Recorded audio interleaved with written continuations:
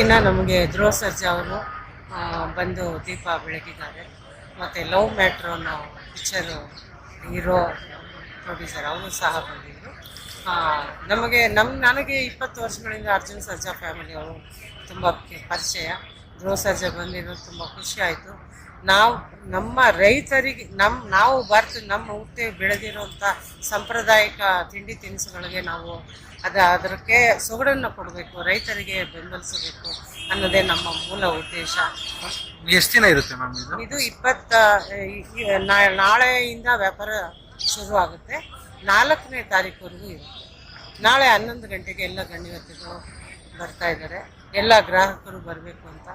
ಏನೆಲ್ಲ ವಿಶೇಷತೆಗಳು ಅಂದರೆ ಇದರಲ್ಲಿ ಹೋಳಿಗೆ, ಪೂರಿ, ಸ್ವೀಕರಣೆ, ಮತ್ತು ಐಸ್ ಕ್ರೀಮ್ಸು, ಮತ್ತು ಸ್ವೀಟ್ಸು, ಜಾಮೂನು, ಜಿಲೇಬಿ, ತುಂಬ ವೆರೈಟೀಸ್. ಮಾವಿನಕಾಯಲ್ಲಿ ಬಜ್ಜಿ, ಇದು ಸ್ಯಾಲ, ಬಟ್ ಎಲ್ಲ ಮಾವಿನ ಹಣ್ಣು ಮಾವಿನಕಾಯಿದೆ ತಿಂಡಿ ತಿನಿಸುಗಳು ಎಲ್ಲ ಬಂದು ಎಲ್ಲ ನನ್ನ ಕಳಕಳಿ.